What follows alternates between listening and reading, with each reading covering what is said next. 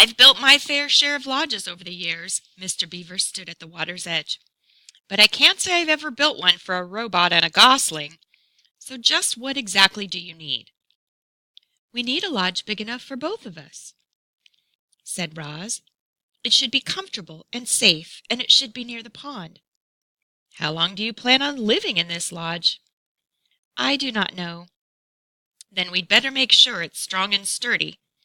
Mr. Beaver stroked his whiskers as he thought. Do you plan on having friends over? The missus loves to entertain guests. I do not have any friends. No friends? Well, you seem pretty likable for a monster, I mean a robot. But if you want my advice, you should grow yourself a garden. Your friends won't be able to resist the fresh herbs and berries and flowers. Just you wait and see. So we'll make sure there's a place for a garden, and we'll give your lodge some extra space for all the friends you'll be hosting. The beaver winked. We also need to find a way to keep your lodge comfortable when it's cold outside. Our lodge is heated by our own bodies, but I think we'll have to find another way to heat yours. The beaver and the robot thought about heat for a while. The first thing that came to Roz's mind was the sun. But then she remembered the hot sparks she had left while sliding down the mountain peak. I could heat our lodge with fire, she said. Mr. Beaver blinked his eyes. I will need to experiment, Roz continued, but I think there is a way. You go right ahead, Roz, said the beaver. But would you try not to burn down the entire forest? Don't worry, I'll be careful. Let's move on, Mr. Beaver sighed. The next order of business is to find a site for your lodge. That meadow across the water would be perfect, but the hares will have a fit if we try to build there. I think we should clear out some trees and build right in the forest, and I know just the place. The beaver took them along the water and up to a dense section of forest that jutted into the pond. It needs some work, said Mr. Beaver, trudging through the thick weeds, but this ought to do the job. Yes, this ought to do the job, said Roz in her friendliest voice. Job, said Bright Bill. Mr. Beaver was incredibly skilled at taking down trees, but even he couldn't keep up with Roz's powerful chopping hands, so he let the robot do the hard work. He pointed out the trees and shrubs that needed to go, and Roz started hacking away. By sunset, they were standing in a newly cleared site, and they had more than enough wood to build the lodge. You did some fine work today, Roz, Mr. Beaver yawned. I'll return in the morning, and we'll pick up right where we left off. What would you like me to do? Said the robot. Tonight? So you still feel like working, do you? Very good. Well, you can start by digging out these tree stumps, and you can collect all those large flat stones over there. And you can smooth down this patch of dirt so we have a level place to build. That should keep you busy. The next morning Mr. Beaver returned to find that Roz had been very busy indeed. All the tree stumps had been dug up and their holes filled with dirt. 20 large stones had been stacked, and the ground was now perfectly level. What most astonished Mr. Beaver was that Roz and Bright Bill were huddled around a small, crackling campfire. Mr. Beaver moved his lips, but no words came out. Bright Bill was cold last night, said Roz, so I taught myself how to make a fire. But how? I discovered that when I strike these two stones together, they create sparks like this. I directed sparks onto the dry leaves and wood until they ignited. Once I had a fire, it was easy to keep it going. And if I need to put it out, I can just add water. Mr. Beaver warmed his paws. I've never seen fire in such a neat little bundle. He stared into the flames. I've only seen it blazing through the forest, burning everything in its path. But this is marvelous. He took another minute to enjoy the warmth. Then he and the robot got back to work.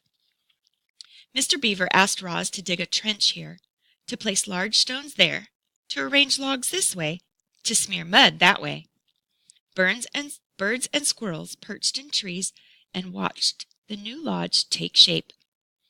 It resembled the Beaver Lodge, but it was larger, a great dome of wood and mud and leaves. A simple opening in the wall served as the entrance, and the door was nothing more than a heavy stone that the robot could slide out of the way. Inside the lodge was one big round room. The arched ceiling was high enough that Roz could stand upright. A fire pit was set into the center of the floor, and a mesh of thin branches above acted as a vent. Long stones lined the interior walls like benches, and were covered with thick cushions of moss. There was even a hole for storing food, and water for Bright Bill. "You've got yourself a beautiful Pondview property," said Mr. Beaver. "What are you going to name it?" "I do not understand." "Why, a beautiful lodge like this deserves a name. We call our lodge Streamcatcher." The robot's computer brain didn't take long. "The lodge is for Bright Bill. Bright Bill is a bird. Birds live in nests. Could we call this lodge the Nest?" "Huzzah!" squeaked the beaver. "The Nest is a fine name for your lodge." "Nest! Nest!" laughed Bright Bill. They stood outside the nest and admired their handiwork until Mr. Beaver's belly began to grumble. "That sound means it's time for me to go get dinner." "Thank you very much for your help," said Roz. "We could not have done this without you." "You're quite welcome," said Mr. Beaver, smiling.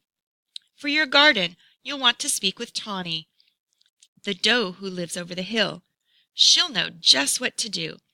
And now, if you'll excuse me, I have to hurry home before a paddler eats all the best leaves. Enjoy your first night in the nest." The stars were out. A fire was crackling in the fire pit. Roz and Bright Bill were settling into their first night in their new home. "This lodge is where we will live from now on." The robot plucked her son from his little woven nest and placed him on the floor. "I hope you like it." The gosling did like it.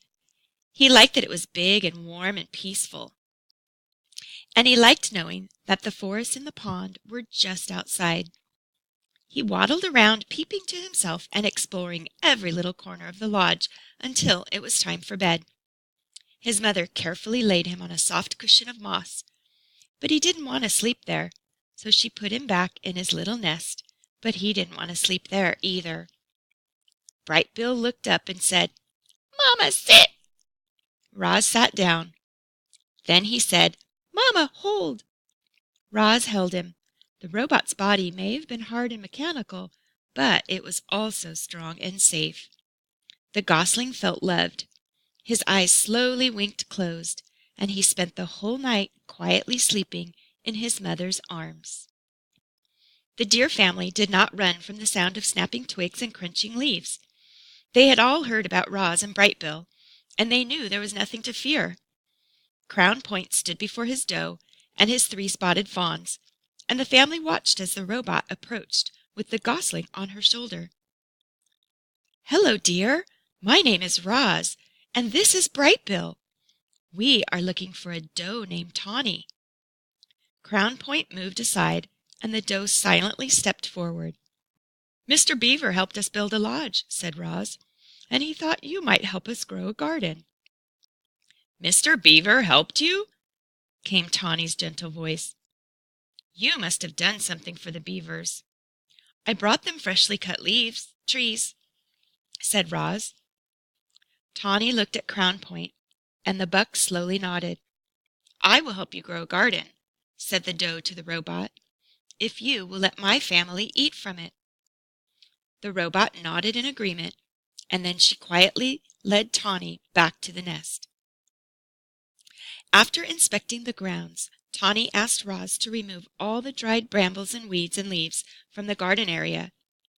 She asked her burrowing friends, the moles and the groundhogs, to dig through the dirt and loosen the soil, and then she asked all the neighbors to do something rather peculiar. "Please leave your droppings around the nest. The more droppings, the richer the soil, the healthier the garden." As you can imagine, Tawny's request got everyone's attention. The place was soon crawling with woodland creatures curious to hear more about the garden project. And just like that, the robot was meeting her neighbors. The plan to help her make friends was already starting to work. There was a festive feeling around the nest that day. Animals were coming and going and chatting and laughing. After some pleasant conversation, each neighbor would choose their spot, leave their droppings, and be on their way, and always with a smile. "We're happy to help," said two smiling weasels after finishing up their business. "It was our pleasure," said a flock of smiling sparrows before they flew away. "It shouldn't be much longer now," said a smiling turtle as he slowly made his contribution. As all this was going on, Roz walked around and thanked everyone. "I'm not capable of defecating," she explained, "so your droppings are most appreciated." Once the grounds were fertilized, it was time for the plants. Tawny brought Roz and Brightbill out to a lush meadow. The robot sank her fingers into the ground and felt the spongy layer of roots below the grass. Slowly, carefully, she rolled up wide strips of sod, exposing the dark, wormy soil. She carried the rolls back to the nest and spread them out to make a patchy lawn. Then she transplanted clumps of wildflowers and clovers and berries and shrubs and herbs until the nest was surrounded by a scraggly collection of plants. "It's not much to look at now," said Tawny, "but the grass will grow into these gaps, and the flowers and bushes should perk up in a few days. I'll return to make sure it's all taking root. Before long, this will be a lovely wild garden."